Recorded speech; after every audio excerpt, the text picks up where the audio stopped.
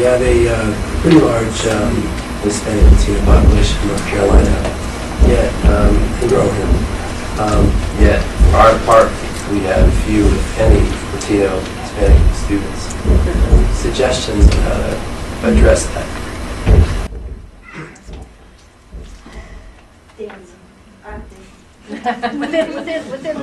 within the university and college and university environment? Yeah. Really within our department. That's a very real example. Yeah. Head scratch. Well, you know, you have to start somewhere. You have to start somewhere. And I would have to tell you that I don't think it takes. I love the idea that we always say you need role models in library schools. You need faculty who can be role models for students. But you know what? We can barely get us through MLS programs, and then there's the idea of getting us meaning Latinos, into PhD programs so that they can be faculty. You can still, every LIS faculty in this program here can still be involved in the recruitment and retention of library students. How, you know, are you visible? And this is not an indictment because I don't know. Are you visible at college nights? Do you get to, because one of the and people will say this in any profession. If you're going to educate a Latino, Latina, through undergraduate, and then you get them into professional schools, you know what? They're going for law and medicine. They're going for the professional schools where you make money. You ask any one of us, and I think this would be the same with most minority librarians. We're in this because, not because we love to read books, because that's a stereotype, and we do love to read books. We're in it because we had a librarian that paid attention to us when we were kids, or somewhere in our career, or we worked in a library as a page or a student employee in a college library. So it's an age-old question. It's an age-old question. First, we need to get Latinos and other minorities into the MLS program, and then we need to then move them from that into a doctoral program, and that, I have to tell you, is extremely difficult, but it can be done. But the point that I'm making is, you don't, just like I said, you don't have to be a minority to have cultural competencies. You don't have to be a minority to be very aggressive in recruiting students of color into the program, no matter whether they're Latinos or whatever. You just have to be passionate and care about getting them here and then keeping them here. And anybody can do that. Anybody can do that.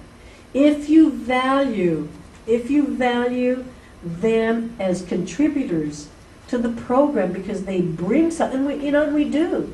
We all bring something as students in LIS programs. Some of us may bring something a lot different than the majority, but we all bring something. So I think it's a cop-out to say that the reason we can't recruit Latino students or Chinese American students or Asian Pacific Islander students or African American students is because we don't have faculty members of the same racial ethnicity. I think that's a cop-out, because there are library schools where the faculty and the dean are white that have been very successful. And the same thing with libraries. There have been very successful library administrators in getting librarians of color in their library. So yes, ideally, it would be great if you had a Latino faculty member that could be the role model and help recruit other Latinos in the state to the LIS program. But do you need it? If you wait for that, you know it's not going to happen. If you say that's what we need for us to really go after Latinos, then it's not going to happen. I think we all have a role. We have, for those of us who are practitioners and library administrators here, we all have a role in diversifying our workforce. And for those of you who are LIS faculty, you all have a role in diversifying the student enrollment here. Thanks for asking that. Okay, I think we're great. Thank you very much.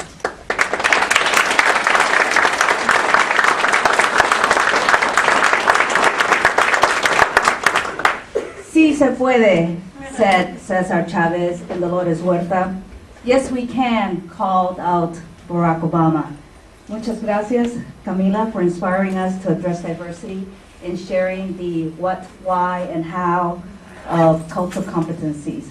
One of the cultural competency skills that you mentioned was ask. Well, we asked by having you come to the iDEALS Summit. We asked us to tell us how we can address iDEAL in our education, research, and practice. We asked you to help us. You answered. You came and you shared. So on behalf of the LIS department, thank you. Muchas gracias. Dema obrigada. Toche. Xie. Merci beaucoup. So our work does not end here tonight or today. It's only the beginning to instituting change. So thank you. Let's continue the discussion.